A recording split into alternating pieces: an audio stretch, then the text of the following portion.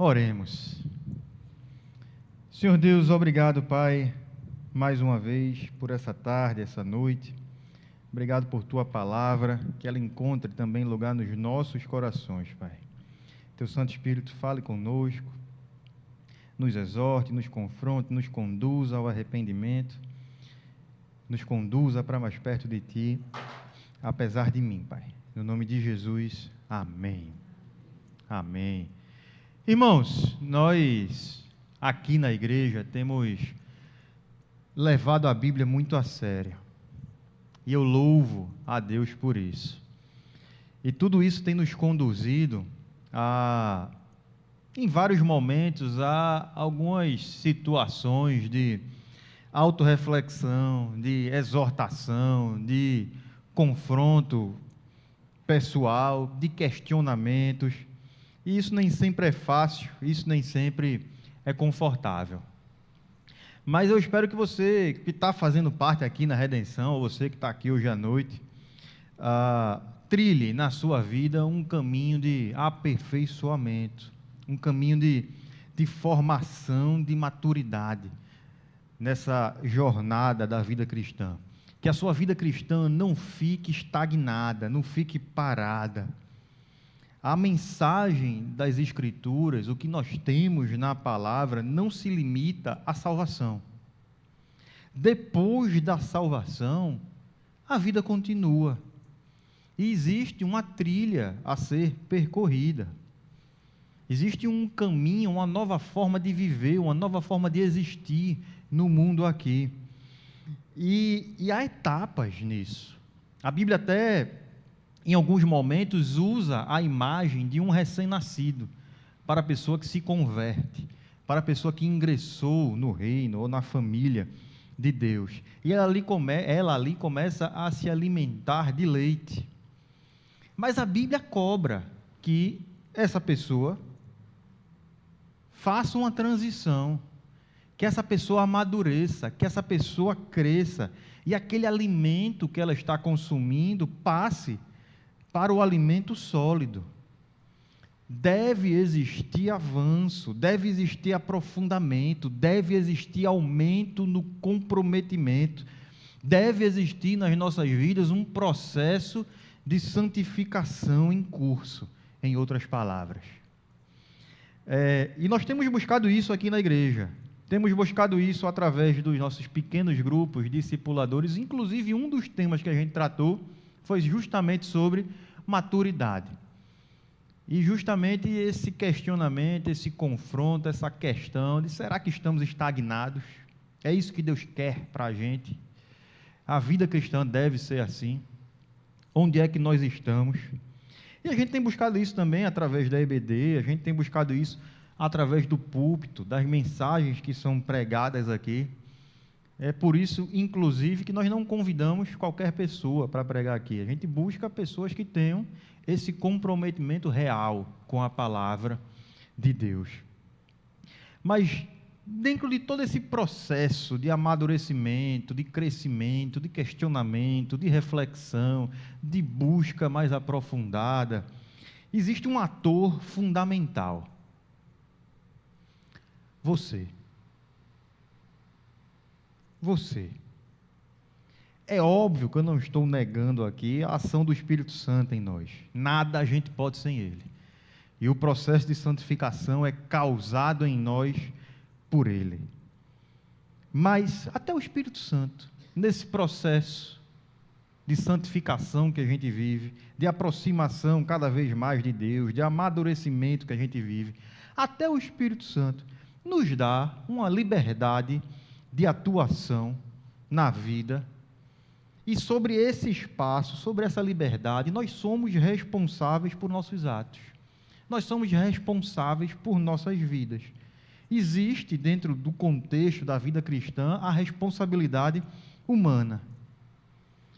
E é por isso que eu pergunto hoje a você, se aqui, no chão da vida, na realidade, onde a gente vive nossos dias um após o outro, inclusive e especialmente você que afirma se interessar pelas coisas de Deus, você tem visto na sua vida? Você tem vivido os seus dias de uma forma que você consegue perceber que você tem buscado mais a Deus? Você tem buscado entender onde é que você precisa melhorar? Você tem procurado perceber se você está retendo áreas da sua vida que você não quer soltar as rédeas, que você não quer entregar a Deus, que você quer que estejam sob seu próprio domínio, e você não troca isso por nada? Deus está ocupando o centro de importância da sua vida, está ocupando a prioridade dos seus dias. Eu sei, podem parecer perguntas repetitivas, cansativas, mas não são. Talvez justamente por parecerem repetitivas, a gente aprende a responder essas perguntas rápido demais. A gente pula a autorreflexão. A gente vai respondendo quase que de forma automática, sem ter a coragem ou o tempo necessário para realmente parar e refletir. A gente liga o botão do automático e segue vivendo os dias, muitas vezes até servindo, falando, cantando, frequentando, mas sem sair do canto, na caminhada com Deus. Ou até a gente nem quer a vida com Deus de verdade. A gente está somente cumprindo os nossos deveres para manter aquela boa imagem que a gente espera das pessoas, ou que as pessoas esperam da gente, ou aquela boa imagem que a gente foi criando ao longo do tempo, e a gente agora precisa sustentar isso diante das pessoas, ou qualquer outra razão. Mas essas perguntas são importantes. Não pule essas perguntas, porque se elas não estiverem muito bem resolvidas na nossa vida, a verdade é que a gente está relativizando a vida com Deus. A gente está relativizando a verdade de Deus. Nós não estamos levando a verdade de Deus a sério como deveríamos. Não estamos nos rendendo a elas. Certa vez, eu pensando sobre isso, eu até já compartilhei há muito tempo aqui na igreja, e talvez vocês não lembrem, eu percebi que existe um caminho que a gente pode percorrer que nos leva a uma análise mais precisa, uma reflexão mais real sobre qual é o estado que a gente se encontra. Isso porque, se a gente está relativizando a verdade de Cristo, a verdade de Deus, outros problemas se desencadeiam na nossa vida a partir disso. Mas eu queria que você notasse isso de forma muito simples. 3 premissas básicas. Se eu relativizo a verdade de Deus, eu deixo de viver a verdade de Deus. Se eu relativizo, eu não estou vivendo a verdade de Deus. Se eu deixo de viver a verdade de Deus, eu deixo de produzir frutos para a glória de Deus.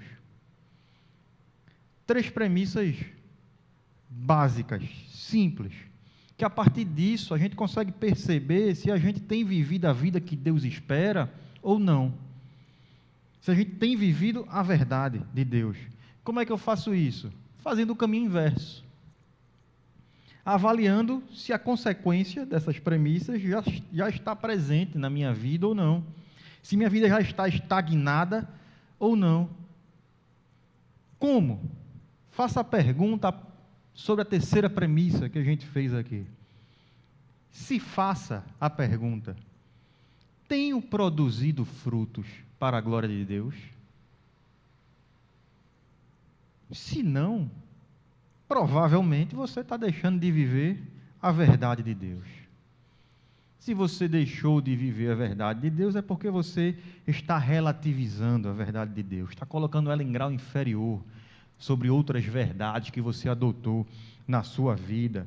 Outras questões foram mais importantes do que a verdade de Deus, tem sido mais importante que a verdade de Deus na sua vida.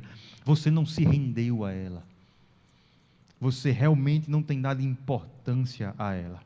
Então existe uma pergunta que revela uma grande verdade espiritual sobre nós mesmos e sobre ela a gente precisa sempre refletir. Qual é a pergunta? Tenho produzido frutos para a glória de Deus? Olhe para a sua vida e analise com sinceridade. E sobre isso, abra sua Bíblia, lá em João 15. Nós vamos ler dos versículos 1 até o versículo 8.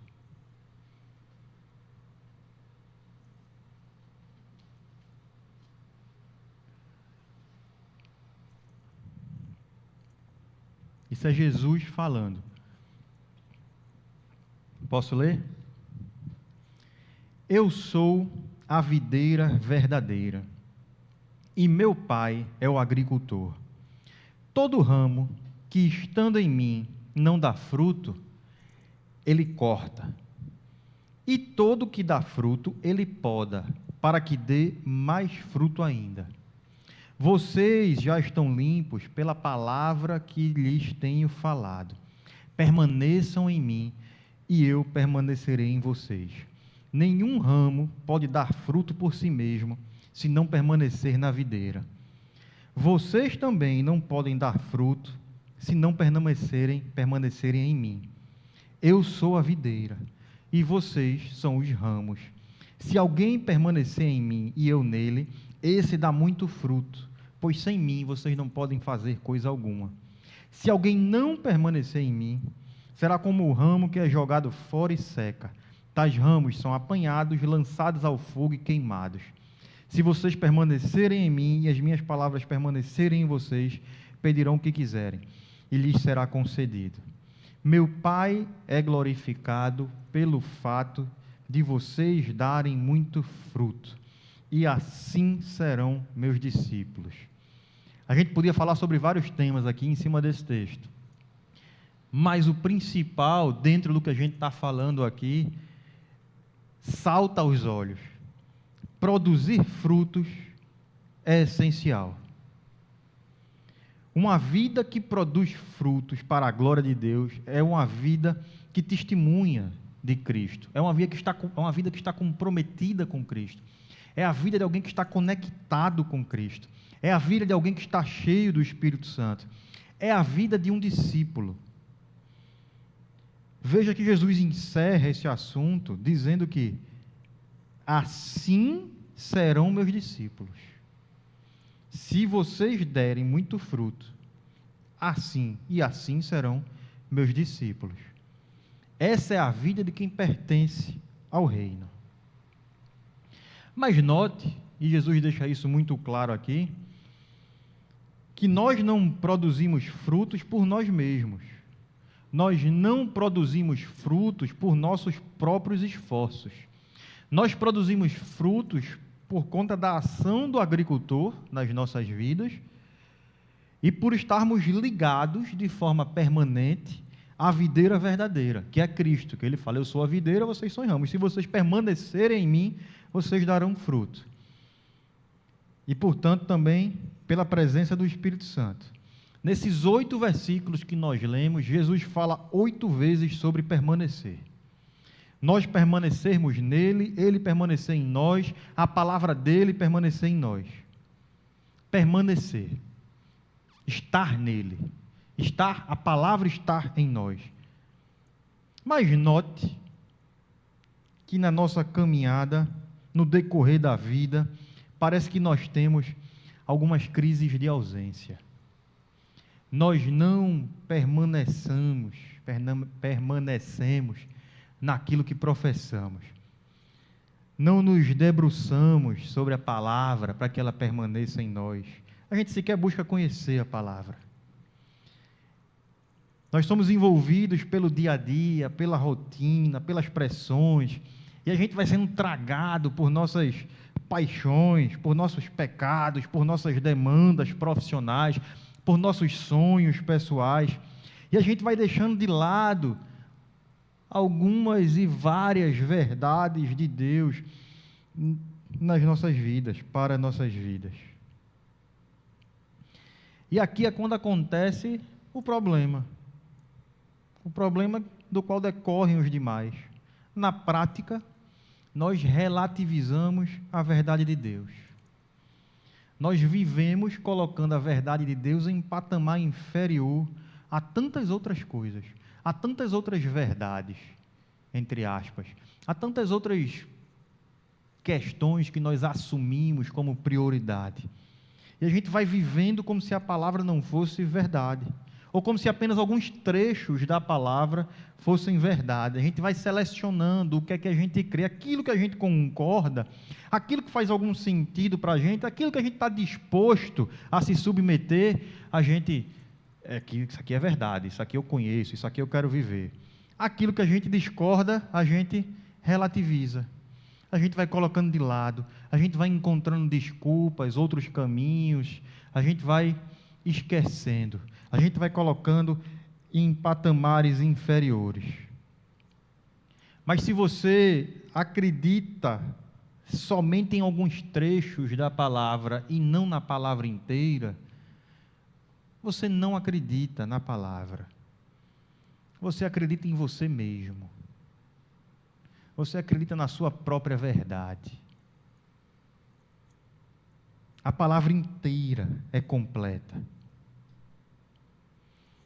E ela tem partes que nós gostamos de recitar, decorar e viver, que nos trazem muito conforto.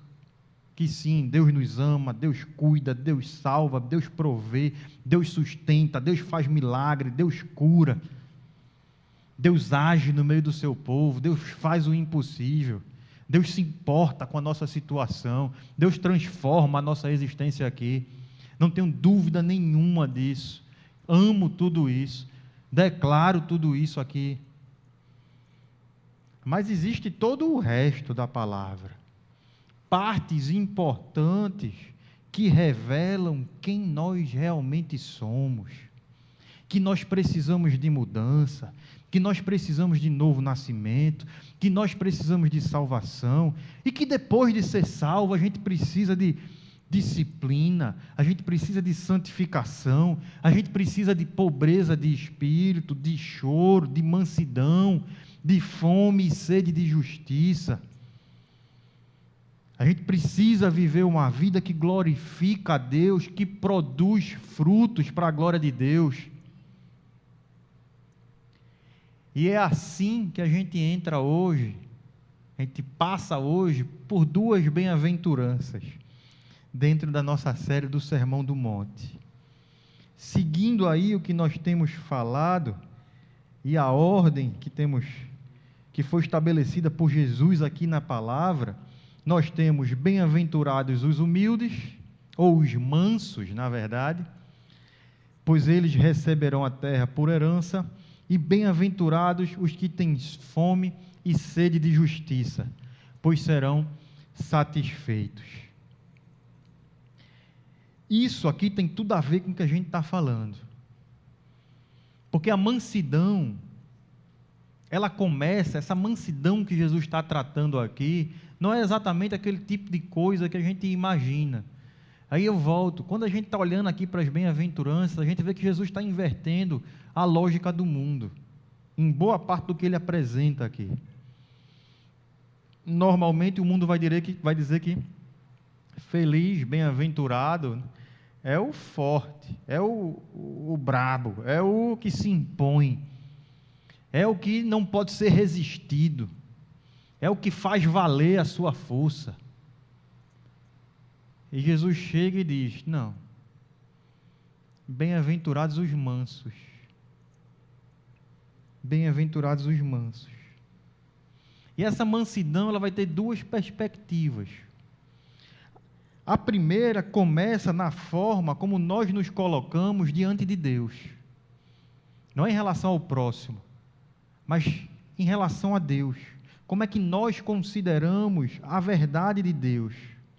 E nesse aspecto, um coração que está em Cristo é um coração manso, porque ele não resiste à palavra, Ele não negocia com a palavra, ele não tenta adaptar a palavra à sua própria vontade, ele se curva à palavra, ele se submete à palavra, ele ouve a palavra e responde à palavra, sem resistência.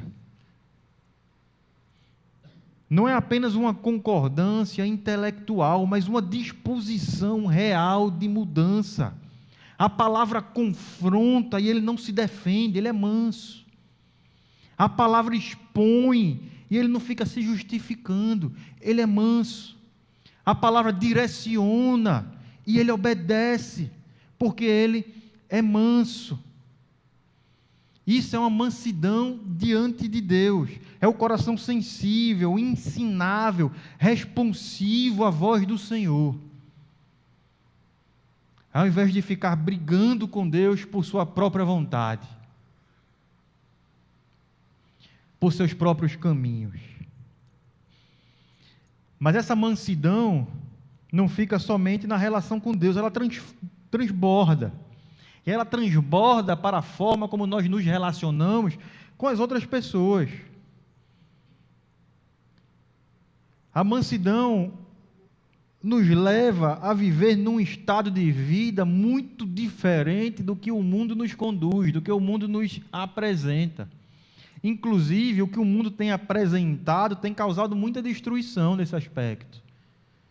O mundo tem ensinado as pessoas, os homens, a serem simplesmente violentos, a não aceitarem a negação da sua vontade, a sempre subjugarem quem pensa diferente, a impor o seu desejo, a sua vontade e a não sair vencido de canto nenhum. Mas o manso, ele não vive nesse estado de defesa, na defensiva, o tempo todo. Ele não vive nesse estado de querer ter razão o tempo todo. Ele não vive nesse estado de se irritar o tempo todo, de buscar confronto, de ferir as pessoas, de responder mal, de querer estar por cima sempre. E isso é difícil de viver, ou não é? Eu ia falar para nós homens, mas para as mulheres também. É difícil de viver. É bem difícil de viver. Mas quando nós estamos em Cristo e não resistimos à sua palavra, nós aceitamos a sua verdade, a forma como nós tratamos o próximo importa. Nós aprendemos a ouvir mais, a falar com mais cuidado, a não devolver na mesma medida, a não causar dor, a não ferir. A gente aprende a amar o outro. E quando isso começa a acontecer em nós, algo mais profundo também vai sendo aperfeiçoado, vai acontecendo. O que vai mudando a partir disso não é somente a forma como a gente reage, mas aquilo que a gente deseja vai sendo transformado por termos esse coração manso, por não resistirmos à verdade de Deus. E agora a gente quer as mesmas coisas que Deus quer. A gente passa a desejar aquilo que Deus deseja. Em outras palavras, nós temos fome e sede de justiça. A gente não quer mais aquilo que é injusto, aquilo que é errado. Isso não nos alimenta mais, isso não sacia mais a nossa fome. O que a gente quer, o que a gente busca, o que nos dá sede e fome é a justiça, é a retidão, é aquilo que é bom, é aquilo que é puro, é aquilo que é santo. E isso muda a forma como nós vivemos os nossos dias. A gente começa a se incomodar com aquelas coisas que antes eram normais para a gente. A gente começa a perceber áreas da nossa vida que precisam ser ajustadas e nós ajustamos. Nós recorremos a Deus e nos esforçamos em relação àquilo que nos cabe. Nós colocamos diante dele essas situações e estamos atentos à sua palavra, ao seu direcionamento, ao seu agir. Porque nós queremos promover em nós e para nós, dentro do que nos cabe, aquilo que é bom. A justiça, isso me alimenta. Isso é o que eu quero. E aqui eu retomo, quando a gente está assim, quando a gente vive assim, sabe o que acontece? Passamos a produzir frutos.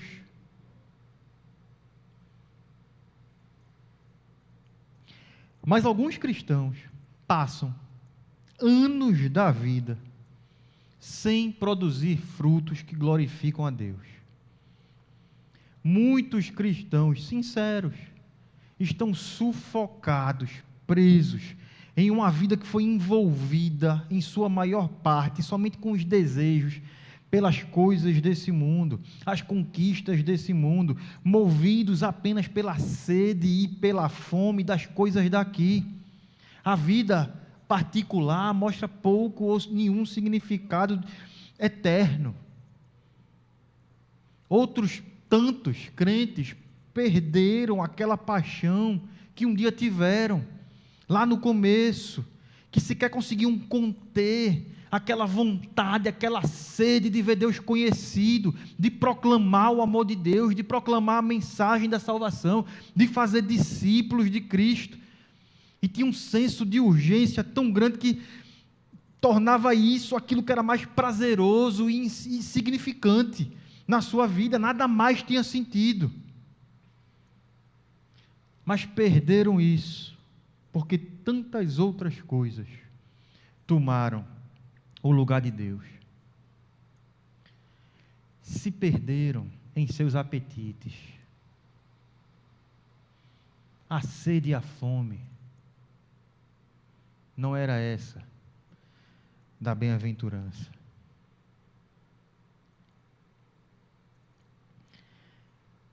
Você se sente assim? Esse é o crente que é retratado pelo galho que não produz frutos. Na parábola que Jesus contou. E Jesus diz que todo ramo que estando em mim não dá fruto, Ele corta. E aqui a gente precisa entender isso direitinho. Porque hoje de manhã a gente teve um EBD, onde a gente falou que a salvação não pode ser perdida. E a gente tem uma questão aqui nesse texto. Esse verso, ele vai dizer que o ramo que estando em mim, se o ramo está nele, a gente tem uma situação. É impossível estar em Cristo e não ser cristão. É impossível estar em Cristo e não ter sido salvo. É impossível estar em Cristo e perder a salvação.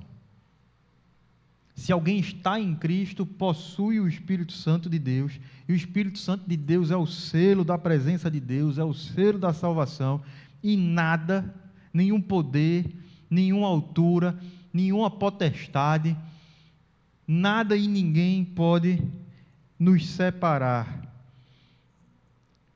do amor de Deus que está em Cristo. Pode retirar de nós o Espírito Santo. E o próprio Deus assegura que Ele estará até o dia da redenção, até o final de todas as coisas. Então o que nós temos aqui é um crente, porque está em Cristo. E Jesus está falando de um crente, um cristão. E o que é que Deus faz com esse cristão? Ele corta. Essa palavra, cortar, vem do grego airo. E ela tem mais de uma tradução. Uma tradução mais clara dessa palavra é tomar ou levantar. E a gente vai ter vários outros versículos que esse mesmo termo é usado e traduzido nesse sentido, levantar. Então, quando a gente olha aqui para essa parábola, levantar, a gente pode traduzir, Deus não corta, Deus levanta. E o que é isso? Você já viu como é cultivada a videira? Jesus diz: eu sou a videira, vocês são os ramos. E é esse ramo que ele está tratando. Já viu como é cultivada uma videira? Você imagine uma cerca e os ramos vão seguindo na cerca ali, de cima até embaixo. Esse levantar sugere a imagem do agricultor que vai lá para erguer aquele galho que está tocando no chão. Numa videira, numa plantação, quando há muita chuva, a chuva é intensa e o galho desce até o chão, ele vai ficando doente, ele vai deixando de produzir fruto. A chuva respinga a areia nele, ou ele vai morrendo ali. Ele vai perdendo vitalidade, vamos dizer assim. Então, a figura aqui é Deus amorosamente se abaixando, segurando aquele galho, limpando aquele galho, levantando aquele galho, cuidando daquele galho, tratando daquele galho, restaurando o vigor.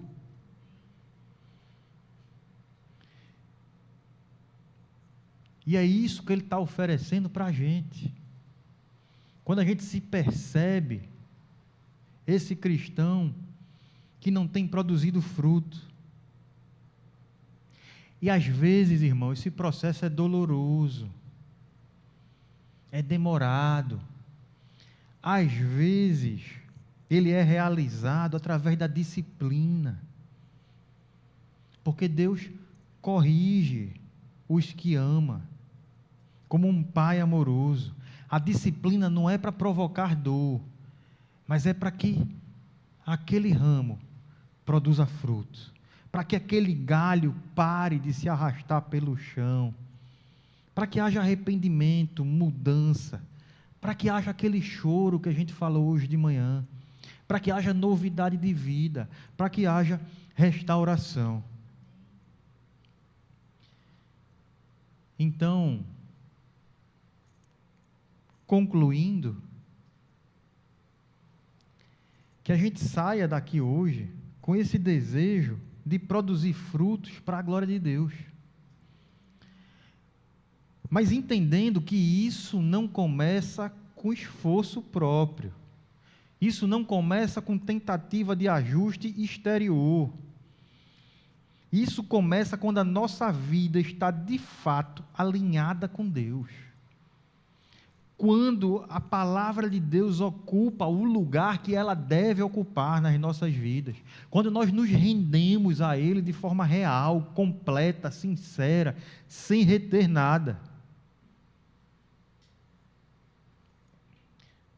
Porque, meus irmãos, no final das contas, tudo isso, toda a vida, toda a existência, não é sobre nós. Não é sobre o que a gente pode fazer. Tem até uma música, né? Não é sobre sermos melhores. Não é sobre sermos disciplinados. Não é sobre sermos consistentes. Tudo é sobre Cristo. Tudo é sobre Deus. E Cristo ser glorificado através das nossas vidas. É para isso que nós produzimos frutos. Não é para outra coisa, não. É para isso que nós deveríamos existir, caminhar nesse mundo. É sobre nossa vida apontar para Cristo. E a gente poder olhar para Ele e declarar de verdade que Ele é tudo. Não simplesmente repetir as letras que estão sendo projetadas aqui no telão. Mas a gente entender que Ele é aquele pelo meio de quem todas as coisas foram criadas. Ele é aquele que tudo sustenta, que sustenta a existência do universo, que sustenta toda a criação, desde o início e até o fim. Ele é aquele que nos reconciliou com Deus. Ele é o centro da existência. É Ele quem está no trono. E Ele é suficiente. Ele é digno. E quando isso não é simplesmente uma verdade que a gente conhece, mas uma realidade que alcança as nossas vidas, nosso interior é transformado. A gente deixa de viver para nós mesmos. A gente deixa de estar buscando somente nossas próprias vontades como o centro dos nossos dias. E a gente passa a desejar aquilo que é dele. A gente passa a querer viver a vida do reino. A gente passa a querer viver sob o governo dele, o governo do rei. Então nossa resposta a tudo isso não é esforço, não é tentativa, não é ajuste exterior.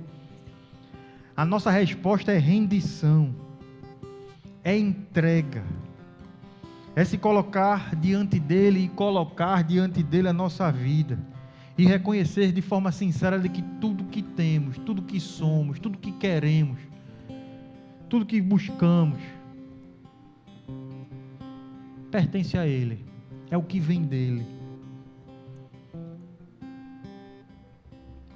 Se nada disso é uma realidade na sua vida,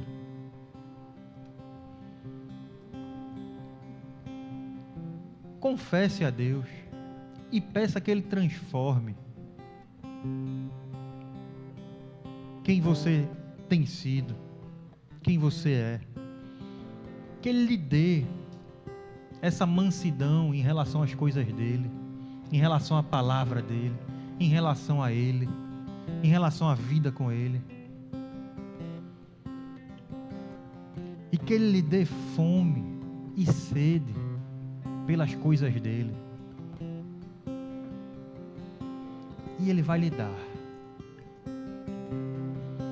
Porque nada disso, repito, irmãos, pela 15ª vez, no que temos pregado, nada disso é esforço pessoal nosso, é habilidade natural, é algo que a gente consegue desenvolver por si mesmo,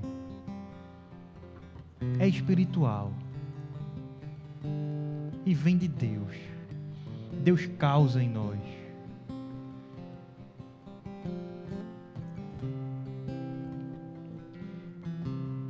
E se a gente está aqui com o coração quebrantado de verdade diante dele, não faz mais sentido continuar vivendo uma vida onde Cristo ocupa somente uma parte. Onde Cristo ocupa somente uma parte. Não faz mais sentido tratar Cristo simplesmente como alguém importante, mas sem ser o centro.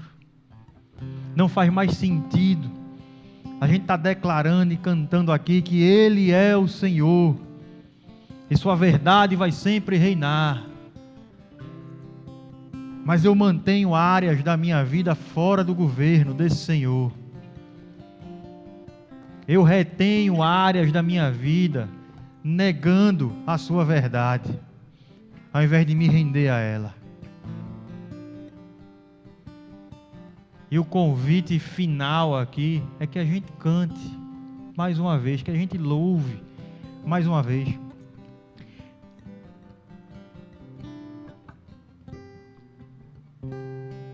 Irmãos, eu fui tão abençoado hoje de manhã por esse louvor, esse grupo de louvor. Fui tão abençoado hoje à noite. Deus falou comigo profundamente e pude me quebrantar diante de Deus aqui, profundamente, declarando essas verdades, reconhecendo minha pequenez e a grandeza dele, reconhecendo e pedindo como eu quero viver essa vida que eu tanto prego, como eu quero, e como eu quero uma igreja cheia de gente querendo isso, buscando isso, a gente vai transformar a cidade. Se a gente viver a vida de verdade diante de Deus, eu não tenho dúvida nenhuma disso. Nenhuma.